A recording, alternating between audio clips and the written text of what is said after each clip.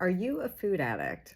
Hey, it's Jill, the health coach, and I actually am. I've been struggling with food addiction for years. So, here are some signs that you are a food addict, just like me.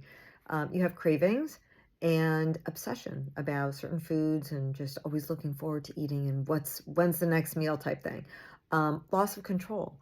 Sometimes you just feel like you're just eating and it's just you're out of control when you're eating. What about emotional eating, using food as like a reward for some reason, right? What about eating in secret? That was me, and is me sometimes. I'm a closet eater, always was a closet eater, and because I didn't want anyone to see what I was eating or when or whatever. And what about maybe continued consumption despite knowing that you need to stop, like, but you just can't. And then just what about failed attempts, like failed attempts at trying to just get on track and be like, this is enough, but then you fail and then you start to binge all over again. What about a tolerance buildup, like that need that to get that kind of high that you get, that dopamine hit, you actually have to start having more and more of the food? What about withdrawal from like just social activities? You're just afraid to be around other people in food situations where you don't want people to see you eating certain foods, or just eat, or you just feel out of control. And then what about just all the emotional distress? Oh my God, that's what I've had, so much guilt and shame. And for me in particular, imposter syndrome. So for me, it actually started when I was a kid. I was, I don't know, probably closer to 15 or 16. One kid out of four in my family, and I was the only one that was bigger. As Grandma Ray used to say, I was just bigger boned. But no, I was bigger, and there was a reason. And I remember very vividly, here we are in this family of six, and, two and a half bathrooms, and I would take my sleeve of Ritz crackers, or I would take a box of Entenmann's chocolate chip cookies. I would smuggle them into the bathroom upstairs, and I would gorge on it, and then I would throw everything up because I figured that would cancel everything out. And of course, it didn't work. I was 60 pounds more than I am today, and I was just humiliated, and I just was like so embarrassed. Like, how is it that I have absolutely no control whatsoever? So I finally had to give up the bulimia part, which is just binging and purging, because I ended up going to college and I was in a co-ed dorm, and we shared a bathroom. So yeah, there was no way I could continue those ways during college. But I continued to be a closet eater, and it wasn't until I met my husband and he introduced me to working out, which was really, really helpful, because that kind of motivated me in a more healthful mindset, which helped, I guess, really with more healthy foods. And then just the fact that we were together so much, and I certainly didn't want him in on my little secret life. So I would still closet eat, and for years.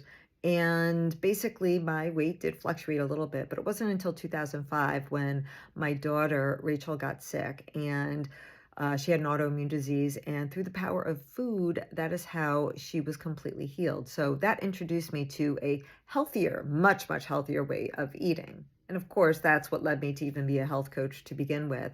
And just learning and knowledge and everything really helped empower me to eat more healthy. And I felt much better. But the food addiction was still there, because then it turned from not necessarily what I ate. I had that completely under control, but it was how much that I ate. So sometimes I would still binge, but just on healthier foods. Like, I know you might think like I'm crazy, but like nuts and Mary's Gone crackers are really good, but a bag at a clip isn't going to do you any good. Plantain chips, these are all Jill the health coach approved. But again, when you eat them in quantity, um, it certainly doesn't help. And again, reaching that dopamine hit. And I started to realize that it's not really about the food, right? Food addiction isn't really about the food. It's about how it makes you feel. It's really those underlying issues that you're sort of trying to be distracted from. And that's what we're trying to, distract ourselves from. We're trying to get that dopamine hit to make us feel better despite what's going on. So once I started addressing some of those underlying root causes, that's when it started to get a little bit easier. So how can, but here it is. Food addiction is really complex, but I do recognize that there are certain things that, certain ways you can be helped, or And here's just a few things that I certainly have learned, and hopefully this can help you. First of all, seeking professional support, that can be super helpful. Just people who have experienced this before. Also, really building a support network. This is addiction is not one of these things that you can do alone. And when you have the support of other people that have gone through the whole thing, there's no guilt and shame because they've gone through the same exact thing. And that really, really is so helpful. Also, what was helpful for me too was changing the quality of the food that I was eating because it made it at least it helped me in terms of maintaining my weight better. So even when I would have the occasional binge, at least I know that it was with healthy food and that was non-negotiable. Also, just mindful eating, just slowing down and really thinking about that, thinking about what you're putting into your mouth. It just really, really, that just really makes such a difference. And then stress management is huge. So I was speaking to a couple clients just the other day and realizing that their whole root cause behind everything was just the stressor of what's going on. And so how do you alleviate the stress? Sometimes we can't control things that are going on around us, but we certainly can control our reaction to them. And when you do things like meditation and just exercise and just putting yourself in a more peaceful place, that really, really helps so much. And it brings the level down and it makes it so that you're really not more prone to binging.